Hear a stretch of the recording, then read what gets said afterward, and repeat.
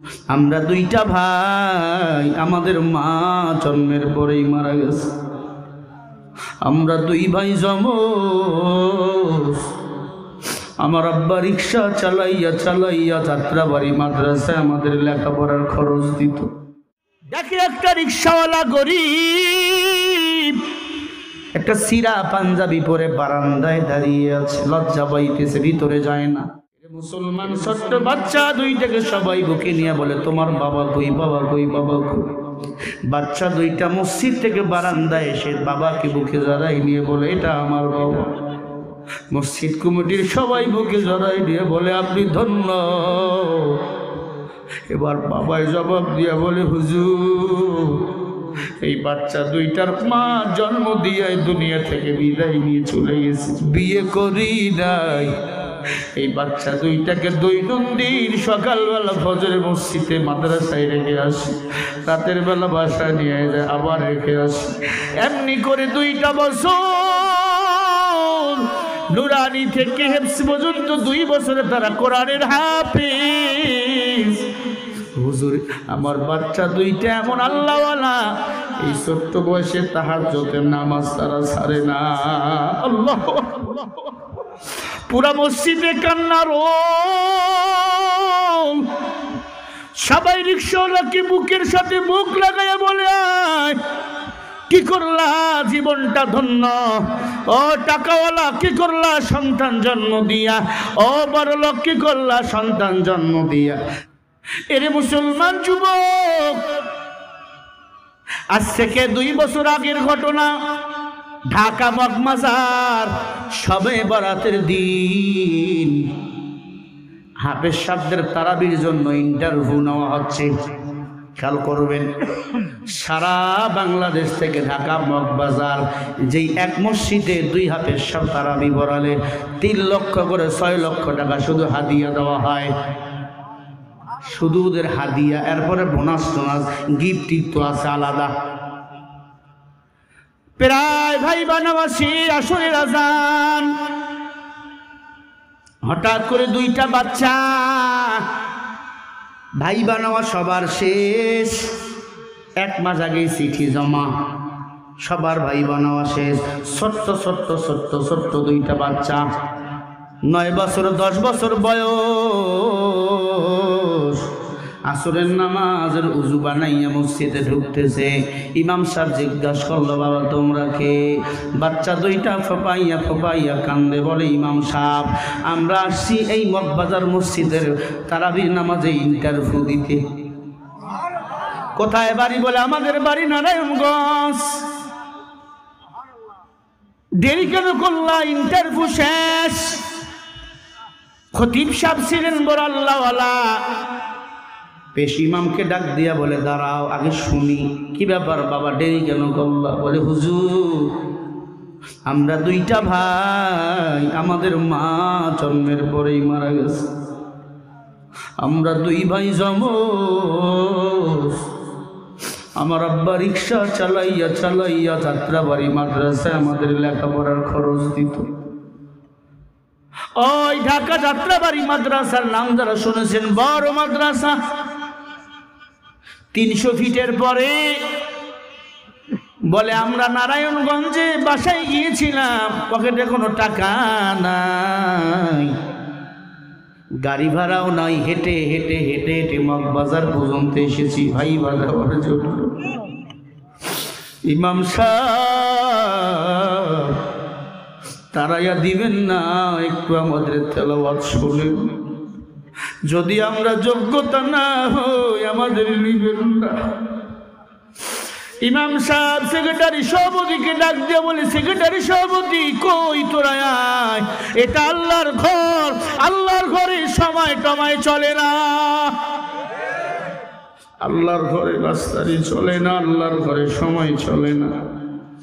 আসরের নামাজ শেষ হয়ে গেল, ছোট ভাই বড় ভাইকে ডাক দিয়া বলে, তুমি তো বড়, তুমি বসো, আমি পড়ি আগে। ইমাম সাহেব বলে, ছোট ভাইটা তেলাওয়াত করতেছে সূরা রহমান, আর রহমান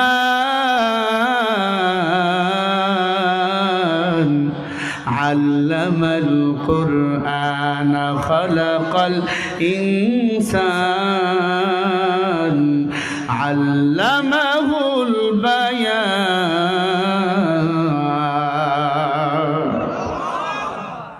ইমাম সাহেব যতই তেলাওয়াত শুনে ততই চোখের পানি ছেড়ে কাঁদে। এতটুকু বাচ্চা, এত মজার তেলাওয়াত। যদি বিশ্বাস না হয় রমজান মাসে এটিএম বাংলায় দাঁড়াইবেন, বিভিন্ন চ্যানেলগুলায় দাঁড়াইবেন, ছোট্ট বাচ্চার কোরআন তেলাওয়াতের ঢেউ পরে কান্নার ঢেউ। আল্লাহর কোরআন এত মজা, ইমাম সাহেব ছোট্ট ভাইয়ের তেলাওয়াত শুনে পাগল হয়ে গেল। ছোট ভাইয়ের তেলাওয়াত থামেই না, এত ইয়াদ, এত ইয়াদ, তেলাওয়াত থামেই না। সভাপতি সেক্রেটারি সবাই কাঁদতেছেন। সভাপতি ইমামকে বলে, হুজুর আপনি কাঁদেন কেন? বলে, আপনি কাঁদেন কেন? বলে, তেলাওয়াত শুনি। কয়, আগের তেলাওয়াতকারীদের খাতা বন্ধ করো, ওদের সাথে এদের খাতাও মিল করো। বড় ভাইকে বলল, তুমি তেলাওয়াত করো। বড় ভাই তেলাওয়াত করা শুরু করে দিল। এত মজা, মসজিদ কমিটি সবাই কান্না শুরু করে দিল।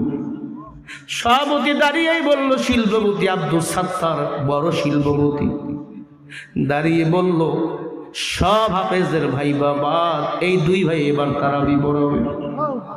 এমন তেলাওয়াত কোনোদিন আমরা জীবনে শুনিনি। আল্লাহু আকবার। তেলাওয়াত শুরু হয়ে গেল। তারাবি, প্রথম তারাবিতে ডার পড়া পড়াইল। 27 রাতেই সব মসজিদে খতম হয়। খতম হওয়ার পর যার যার বাবা তাদেরকে নেওয়ার জন্য এসে তারাবি খতম হয়ে গেল। 17 তারাবির দিনে মনে আছে আমার, এমপিতে 2 জন, মন্ত্রী 2 জন, নাম বলবো না, তারাবির তেলাওয়াত শুনে চোখের পানি দিয়ে একবারে বুক ভিজাই ফেলতেছে। আমি জিজ্ঞাসা করলাম, এমপি সাহেব কাঁদেন কেন? বলে, আমি কাঁদি না, আল্লাহর কোরআন আমারে কাঁদায়। আমি কাঁদি না, আল্লাহর কোরআন আমারে কাঁদাইতেছে। ওই এলাকার মানুষ বিশ্বাস যদি না হয়, মাদ্রাসায় ভরে এসে দেখবা ছোট্ট ছোট্ট বাচ্চাগুলো শীতের দিনে উজু বানাই আল্লাহর কোরআন পড়ে আর দৌড়তেছে। রংপুর জুম্মা পাড়ায় মাদ্রাসায় গিয়ে রাত্রি 3টায় দেখবা তাহাজ্জুদের নামাজের কান্নার আওয়াজ। 17 তারাবি কান্নার। যেদিন বিদায় দেওয়া হলো, এক একজনকে 6 লাখ কোটি টাকা দেওয়া হলো। 6 লাখ টাকা দেওয়ার পর তোমাদের নেওয়ার জন্য কে আসে? দেখে একটা রিক্সাওয়ালা গরিব, একটা সিরা পাঞ্জাবি পরে বারান্দায় দাঁড়িয়ে আছে, লজ্জা পাইতেছে, ভিতরে যায় না। সবাই যখন হাফেজ সাহেবদের বিদায় দিতেছে, কান্না, বুকে নিয়ে কান্না করতেছে, হাদিয়া দিতেছে। আমরা তো এখন হাদিয়া দিয়া ভুলে গেছি। হাদিয়া নেওয়া সুন্নত, হাদিয়া দেওয়া সুন্নত দেওয়া। এই যে আমি দিলাম বাচ্চা 2টাকে, আপনারাও দিলেন, কলিজা ঠান্ডা হয়ে গেল। এর মুসলমান ছোট্ট বাচ্চা 2টাকে সবাই বুকে নিয়ে বলে, তোমার বাবা কই? বাবা কই? বাবা কই? বাচ্চা 2টা মসজিদ থেকে বারান্দায় এসে বাবাকে বুকে জড়াই নিয়ে বলে, এটা আমার বাবা। মসজিদ কমিটির সবাই বুকে জড়াই দিয়ে বলে, আপনি ধন্য।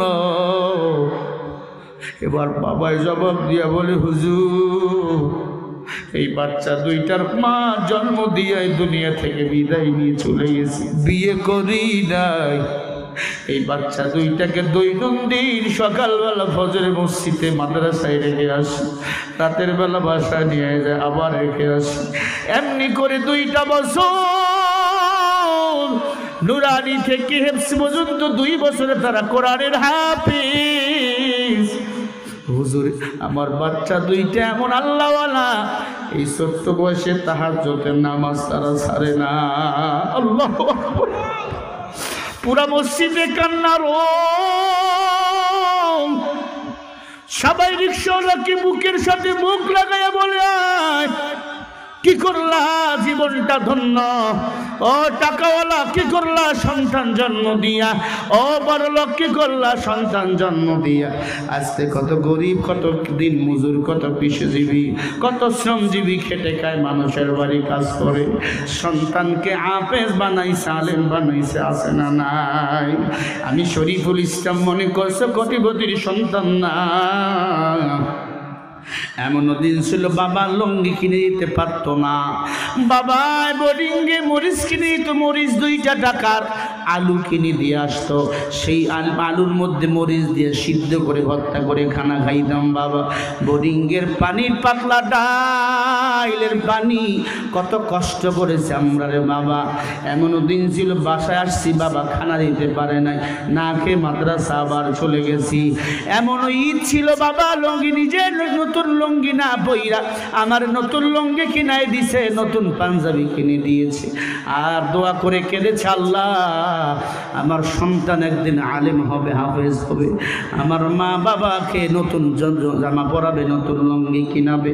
আজকে আমি আমার মা বাবার খেজমত করি, কারণ আমি দেখেছি আমার মা বাবার কত কষ্ট, মা বাবার কত দুঃখ। ওই এলাকার যুবক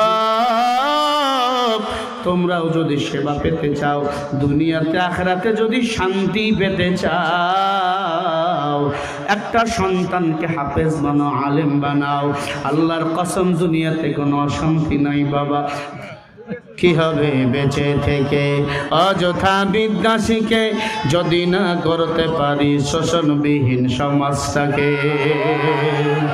কি হবে আলেম হয়ে ইমাম সেজে সমাজ হতে পারো যদি সত্য কথা উচ্চ স্বরে না বলিতে?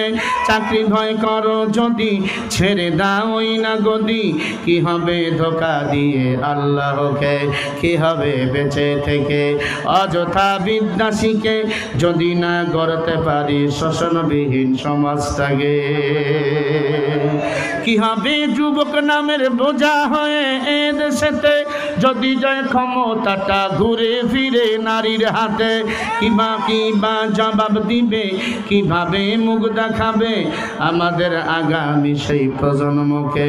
কি হবে বেঁচে থেকে অযথা বিদ্যা শিখে, যদি না গড়তে পারি শোষণবিহীন সমাজটাকে? কি হবে নামাজ রোজা ইমানদারির বাড়াই করে, যদি ওই খোদার কোরআন নর্দমাতে থাকে পড়ে? মসজিদের কোণে বসে জিকির যত করো কষে, এভাবে যায় না পাওয়া আল্লাহকে, এভাবে যায় না পাওয়া আল্লাহকে। কি হবে বেঁচে থেকে অযথা বিদ্যা শিখে, যদি না গড়তে পারি শোষণবিহীন সমাজটাকে? আল্লাহ তাআলা খায়ের ও বরকত দান করেন, আমিন। ইস্তেগফার পড়েন। না না, আমি কি হাজিরা দিতে আসছি এখানে?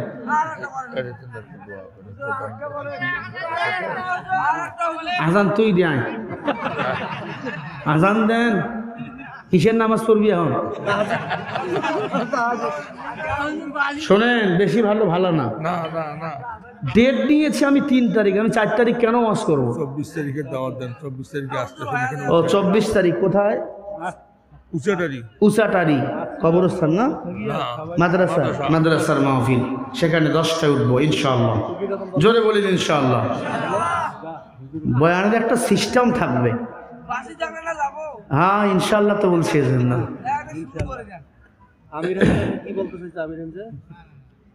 আমির যা কিসে আসছো?